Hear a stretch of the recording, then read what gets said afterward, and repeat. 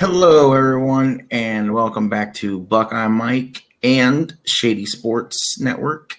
I am Buckeye Mike, and welcome to the first episode of Inside the Irish.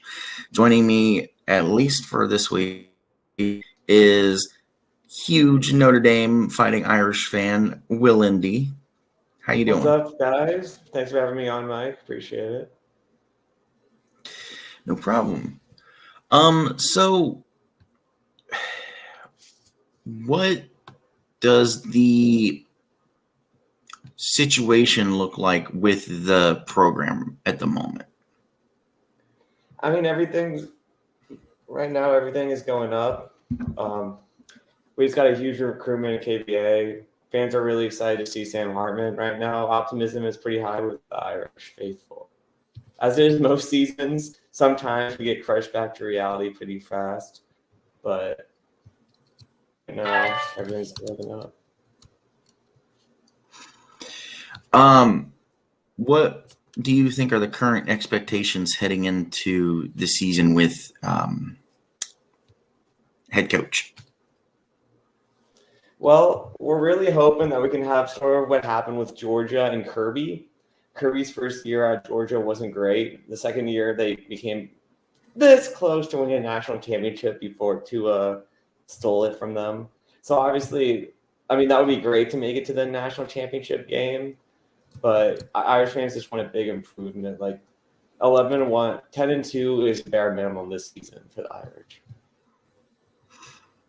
And what is to be expected for Sam Hartman at quarterback? I mean, the standards at Notre Dame at quarterback have been pretty low. We've had some low moments with the quarterbacks for sure. But with Sam, just someone that can make the big throw. Because, like, Ian Book wasn't awful, but he just wasn't great. Like teams could just say, Ian Book win the game.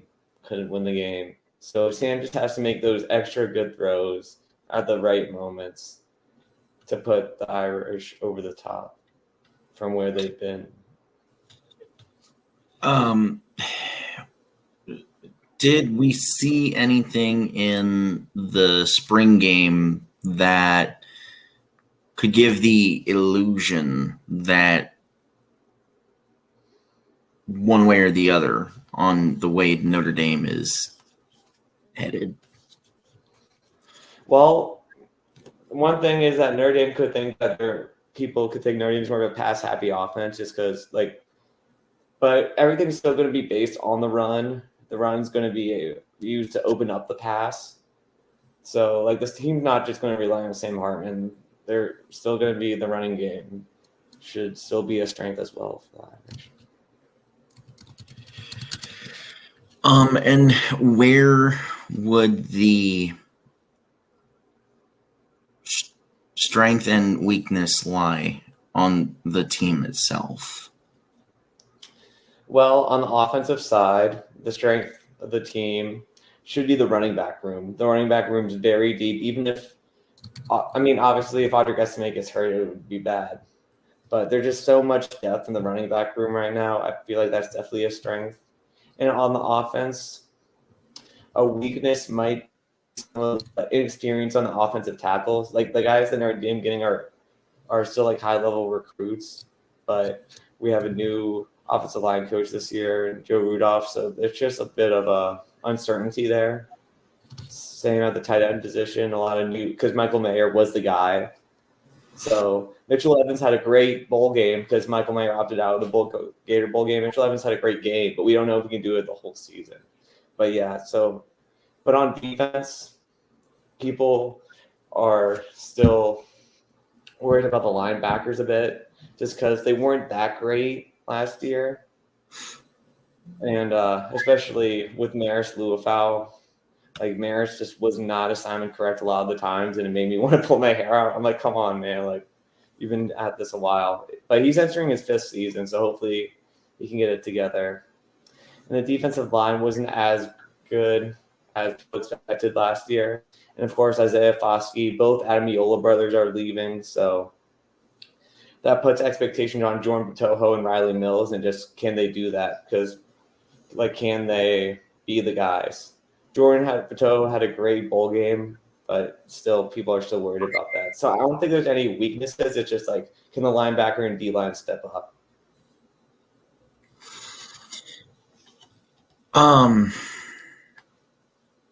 Just a quick overview. When we look at the schedule, does it seem, in your eyes, kind of favorable for Notre Dame? Well, it's favorable if they win the 3 big games. They're going to have to win at least, hopefully 2, but at least one of the big marquee 3. And that's Ohio State at home, USC at home, and at Clemson. There can be no landmines. There can be no Marshalls. There can be no Stanfords, or the season's a failure like it was last season. Although there was optimism because they won the bowl game. But still, the season was still a bit of a failure.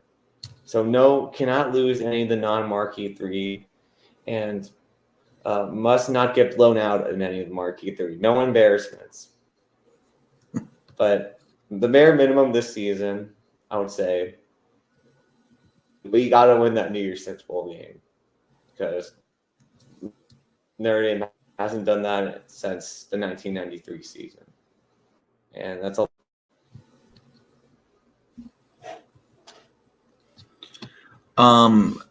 So of the transfers that are coming in, you got Antonio Carter II at safety from Rhode Island. You got Devin Ford, running back from Penn State. Safety Thomas Harper came in from Oklahoma State. Obviously, Sam Hartman, it came from Wake Forest. D lineman Javante Jean-Baptiste transferring from Ohio State. And kicker Spencer Shader transferring in from South Florida. Besides the obvious being Sam Hartman, who do you think is the biggest transfer that needs to have the biggest impact on the season? Oops.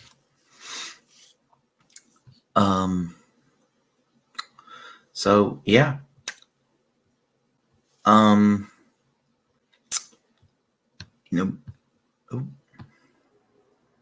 Sorry, my Wi-Fi in my new apartment's been a pain in the butt. I'm getting it figured out. Oh, you're good. So of the other transfers that have transferred in, who do you think besides Hartman has to have the biggest impact for the season to be a success? Well, Antonio Carter at safety needs to make a difference as well, because that second safety, Ramon Henderson, there's still a lot of question marks about him, so he might not get all the snaps. So I think he will have to have an impact. Javante Jean-Baptiste can hopefully step in on the D-line, make some plays. And then Thomas Harper at linebacker. I mean, linebacker is still a big question mark, so he might have to step up as well. Kind of scrambling over the schedule, to your point, obviously the 3 big games, and I think that the Clemson one is really going to be huge, because I think coming into the Clemson game, Notre Dame will be 1-1 in the big games, so to speak. And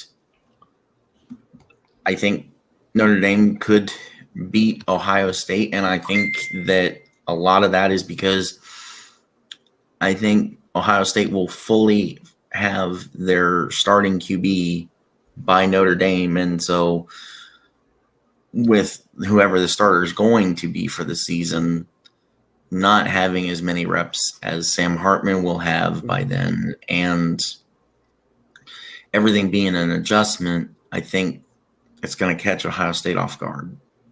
Mm-hmm. So I think you guys. I mean, that's the hope. Mm-hmm. I mean, that's the hope for sure. And also just Notre Dame Stadium at night. strange things can happen. We saw with Clemson last year. Strange things can happen, as no one expected that game to go the way it did. Oh yeah, and like you said, it's the other thing too. Like, I know USC is at home, and it's a rivalry game. But I mean, it's USC. It's Caleb Williams. It's Lincoln Riley. I think Notre Dame, the way Notre Dame can win the game is to dominate possession. They need to wear out that USC defense, make it tired, and then keep their defense fresh.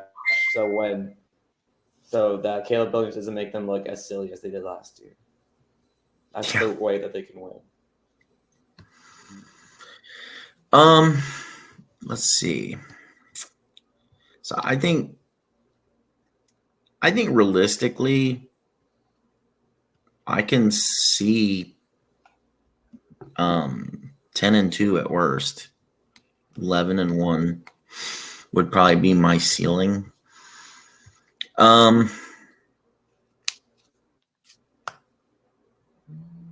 Yeah, because I mean, some of the obvious ones like Duke could be a challenge. It is at Duke.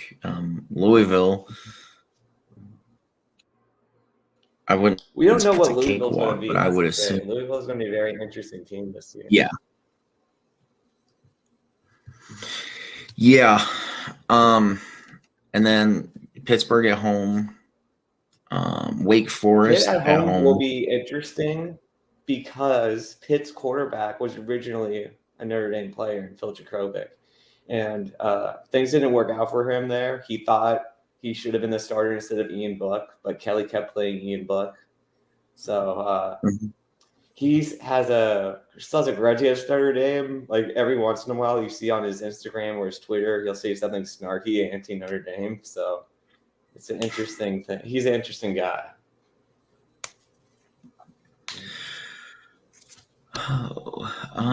Let's see. I think the only ones I could really see is either definite cakewalk or possible cakewalk would be maybe Pittsburgh, but we don't really know what to expect from them, and Stanford. I mean, Stanford's the obvious, easy one. I would assume. All right. So let's see.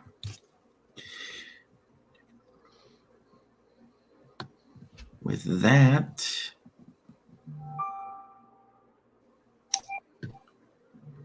let's go ahead and hit the ad break.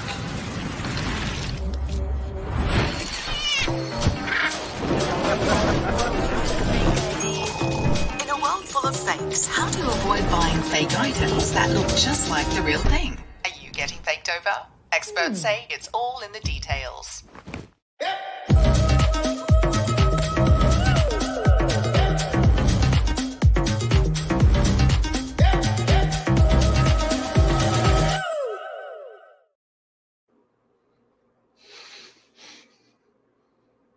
Right. And thank you again to eBay for being our ad sponsor. All right. Now for the meat of the bones. Let's talk Navy. The game is this Saturday at 2:30 Eastern, which that's a whole nother bone I got to pick with the University of Notre Dame. Is like 12 o'clock, 3:30, 7:30. 10 o'clock or 10:30. These are the times. Why in the world can I explain why I think they do it? Go ahead. Yeah, go ahead. Well, at 2:30, I mean, maybe the 12 o'clock games, they'll be like, this game's starting to get away. Let me check out another game. Oh, Notre Dame's about to start. Let me tune into that. Or I'm getting ready for my 3:30 game. I'm getting the chips and the guac out on the table, getting the wings out. Let me watch something while I'm preparing the food. Oh, Notre Dame's on. Well, I'll watch the beginning of this one. I think that's why they do it. But it really does bother people. But I think there's some reason why they do it for NBC to try to get those ratings.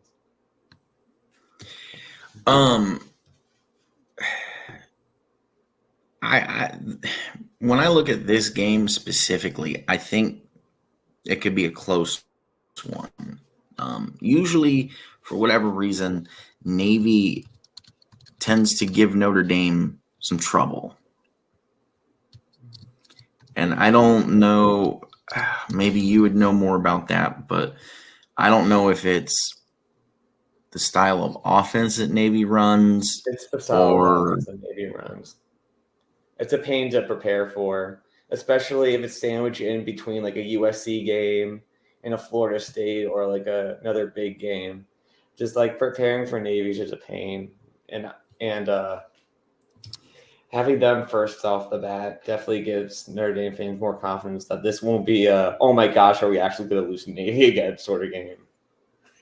Because they're just preparing it for a first, get it out of the way. So that's what giving Irish fans some confidence. And another thing that's giving Irish fans confidence that they won't be stressed out is that Navy is going to play they're going to switch. They have two quarterbacks. They haven't named a definite starter. Instead, what they're going to do is they're going to play they're going to rotate in each series the quarterbacks, which is interesting. Interesting strategy there from the midshipmen. So, does nobody learn from Ohio State's mistakes? I mean, Ohio State did that in 2015, and it worked because they played nobodies. But I mean, there's obvious, if you go back and watch the games, there's obvious points where it's like, well, if we had this quarterback play the whole game or the first half, the score might have been a little different. Mm-hmm. Yeah. So, I mean, yeah, I don't understand the two quarterback system. I don't like it.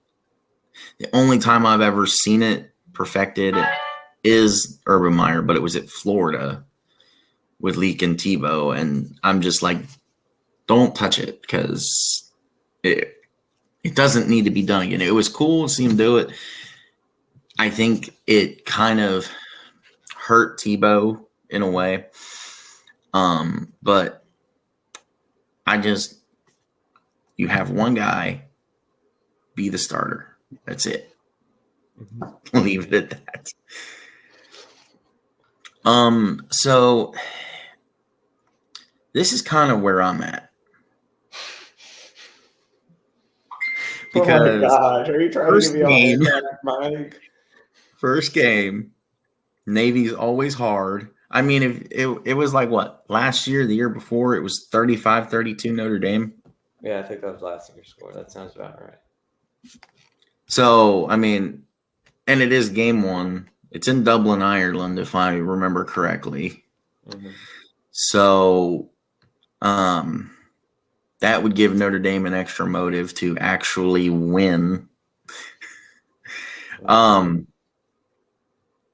yeah, I mean, how do you see the game playing out? I mean, since Notre Dame has all offseason prepared for their defense, for their offense, they shouldn't have much of a problem. The last time they did this, they played Navy first, and it was also in Ireland, was 2012, the miracle season that came into a crashing end against Alabama. And still, hey, at the end of that regular season, Mark May said before the season started, if Notre Dame goes 12-0, I will wear a leprechaun costume. And seeing him as like the Notre Dame hater, there's Lou, the Notre Dame lover, him, the Notre Dame hater. Seeing him wear that costume was absolutely, positively beautiful. So at least it gave us that. But the score of that game was 50-10. Oof. So I'm hoping it'll be like that, and we can see Kenny Minchie or Stephen Jelly, whoever wins the backup job. I'm hoping it's Kenny because we're not going to use Steve. Steve's a 3-star. I believe he was a 3-star. Kenny was a 4-star commit, about the same as Tyler Buckner, but he actually played well in the Elite 11. Tyler did not. So I'm hoping that Kenny will give CJ Carr a run for his money in the quarterback battle, and they'll both get better. So it would be great for Kenny to have some experience. And yeah, I'll go 56-14. That'll be my score. That's what I'm hoping for anyways. But My mind says since they'll have time to prepare for the offense, it'll be easy. No stress. It's funny that you say a 6-touchdown blowout, because if it's a 6-touchdown blowout, you're going to give me a heart attack. All right.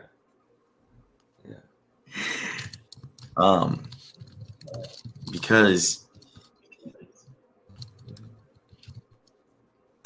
I almost just worry that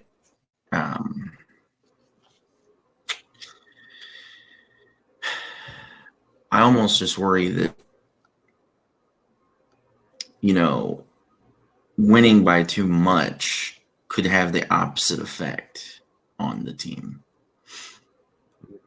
I mean, y'all played us close last year in the opener. It should have been more scoring either way. And then Notre Dame goes and proverbially Well, I think the reason was that they were like so sad. They were so defeated after they lost to the Buckeyes that they just kind of were like, oh, okay, we're going to play another game. Oh, Marshall, I'm not excited to play this game. And we know what happened there. So I feel like they'll be like, yeah, we won our first game by a lot of points, and they'll be fired up. That's what I'm hoping. I mean, I guess that's a good PG way of putting it. Yeah. So, any final thoughts?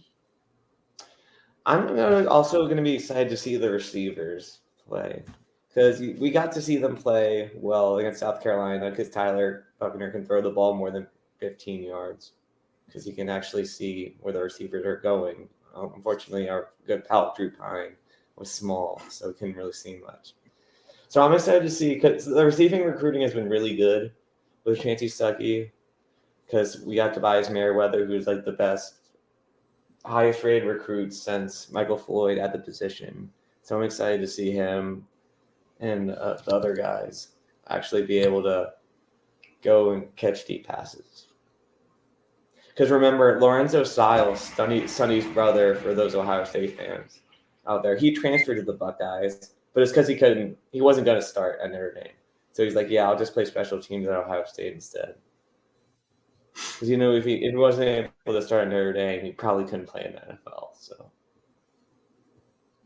yeah. The receivers at Notre Dame are good. I'm not saying they're Ohio State good, but I think they're heading into that direction where they can be close and on that elite tier. Well, I know this one was a little short and sweet, but I think that's about it for this one. Thanks again for coming on, and hopefully we can do this some more. Cool. Thanks for having me on, Mike. Absolutely.